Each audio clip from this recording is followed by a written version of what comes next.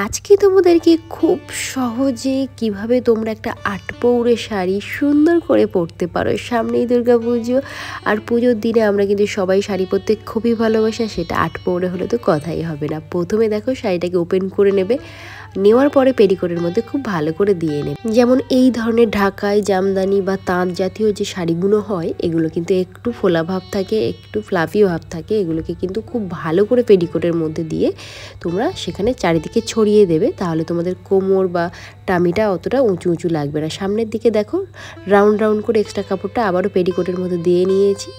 এবার তোমরা অনেকেই কমেন্ট করো, দিদি যদি প্রথমেই আমরা কুচি করি তাহলে কেমন হবে। তো চলো আজকে তোমাদের জন্য প্রথম থেকেই আমরা কুচিটা রেডি করব।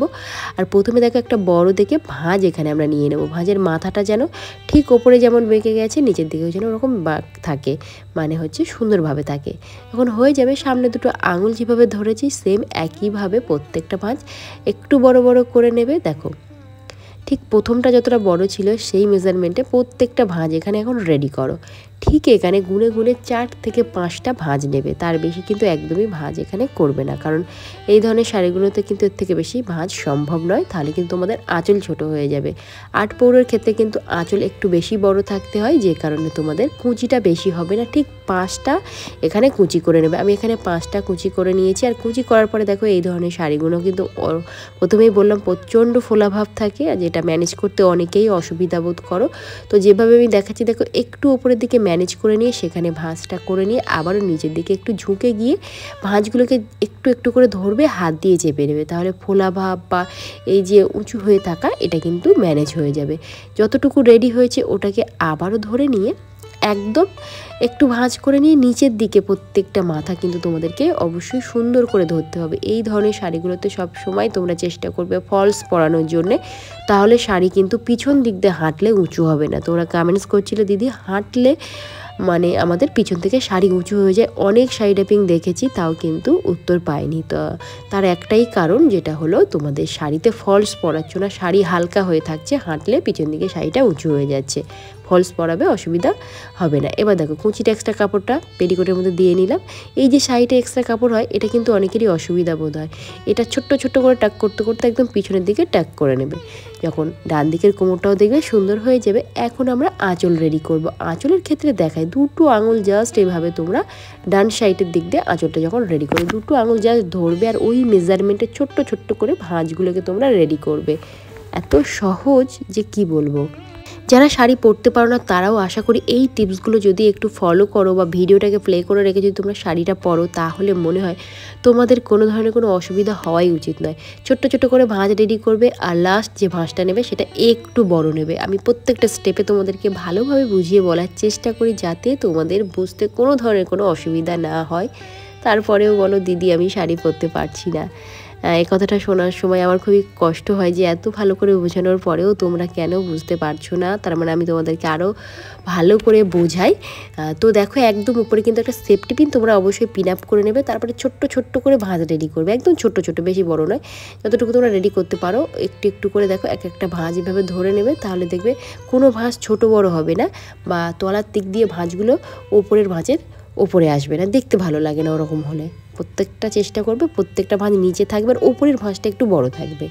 এভাবে দেখো একটু একটু করে রেডি করে নিচ্ছি। যাদের খুবই অসুবিধা হয় অবশ্যই হেয়ার ক্লিপ বা যে কোনো ধরনের সেফটি পিন এখানে পিন আপ করে নাও, যতটুকু রেডি করছো। নেওয়ার পরে এবার তোমরা তোমাদের বাঁ হাতের কাঁধের উপরে রাখবে। রাখার পরে ঠিক ডান হাতের এখান দিয়ে দেখো মানে নিচ থেকে ভাঁজগুলোকে একটা একটা করে ধরবে। যদি কোনো ভাঁজ মনে হয় এখানে তোমাদের ছোট হচ্ছে বড় হচ্ছে, সেগুলো কিন্তু এখানে ঠিক করে নিতে পারবে। দেখো এই উপরে ভাঁজটা আমার কেমন বড় হয়ে গেছিলো, এটাকে আবারও আমি ছোট করে নিলাম। এরকমভাবে দেখে নেবে যেখানে ভাঁজগুলোকে ছোট করা যায় সেটা একটু ছোট করে নেবে, যেটা মনে হচ্ছে যে অনেকটাই ছোট সেটাকে আবার একটু বড় করে নেবে। এভাবে দেখো হাত দিয়ে চেপেও নিচ্ছি যাতে ভাঁজগুলো সুন্দরভাবে প্রমিনেন্টভাবে বসে থাকে। এভাবে রেডি করে নেবে। তোমরা অনেকেই কমেন্ট করেছিল দিদি আগে কুচি করলে কেমন লাগে। দেখ আগে কুচি করলেও কোনো অসুবিধা নেই, আর পরে কুচি করলেও কোনো অসুবিধা নেই, শুধু শাড়িটা তোমাদের সঠিকভাবে পরতে হবে। দেখো এই ক্ষেত্রে এখানে আমার একটা ভাঁজ বড় হয়ে গেছিলো, তো সেটাকে আমি ছোট করে নিচ্ছি। কীভাবে আশা করি দেখে বুঝতে পেরে গেছো। আর তোমাদেরকে যেখানে যেখানে অসুবিধা মনে হবে ভিডিওটাকে স্টপ করে সেই ভিডিওটা আরেকবার প্লে করে তোমরা শাড়ি পরবে, মানে যখনই শাড়ি পরছো ভিডিওটাকে প্লে করে রেখে শাড়ি পরো। আশা করি তোমরা এবার দুর্গাপুজোতে সুন্দর করে 8 পৌরের শাড়ি পরে অঞ্জলি দিতে যাবে। এবং বিজয়া দশমীতেও কিন্তু তোমরা সুন্দর করে 8 পৌরে সাদা লাল শাড়ি পরে বিজয়া দশমীতে যাবে। সাদা লাল শাড়িও আমি কিন্তু দিয়ে দিয়েছি।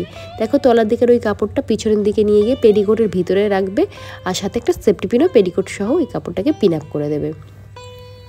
ওখানে যখন রেডি হয়ে যাবে তখন একটা একটা করে ভাঁজ এভাবে হাত দিয়ে বাইরে আনবে, ওপর থেকে নিচ পর্যন্ত খুব জোরে হাত দিয়ে প্রেশার দিয়ে এটাকে তোমরা চেপে দিতে হবে। তাহলে কি ফোলা ভাবটা একদমই চলে যাবে। দেখবে এই তাঁত জাতীয় শাড়ি, ঢাকাই, জামদানি, তসর যাই বলে একটু ফুলে থাকে, তো একটু ফুলে থাকবে। তোমরা যারা মনে করো যে এই ধরনের শাড়ি পরলে আমাদের অনেকটাই হেভি, অনেকটাই মোটা লাগে, একদমই নয়।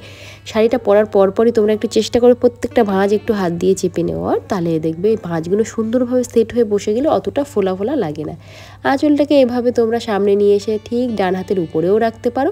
যদি মনে হয় না ওখানে রাখবো না, তাহলে ঠিক এই দিক দিয়ে একটা ভাঁজ সরিয়ে এই আঁচলের মাথাটাকে ওখানে রেখে উপর থেকে এই ভাঁজটা রাখার পরে ঠিক উপরের ভাঁজটাকে সরিয়ে ভিতরে এখানে একটা সেফটি পিন দিয়ে এই ভাঁজটাকে সিকিউর করে নাও। আর এটা সিকিউর হওয়ার পরে অবশ্যই একটা সুন্দর দেখে কোমরবন্ধনী পরবে, আর সেই কোমরবন্ধনীটা দেখো পিছনে যে শাড়িটা আছে ওটাকে নিয়ে পিছনে লক করে নেবে। তো দেখো এটা আমার ফাইনাল লুক। কেমন লাগছে অবশ্যই কমেন্ট করে জানাবে। আর তোমাদের আরও নতুন নতুন কী কী ডিজাইন দেখতে চাইছো আমার থেকে অবশ্যই সেটা কমেন্ট বক্সে কমেন্ট করো। আরও এরকম সুন্দর সুন্দর সহজ সহজ ডিজাইন শাড়ি পরা এবং খুব সহজ করে শাড়ি শিখতে হলে চ্যানেলটিকে সাবস্ক্রাইব করে রাখো।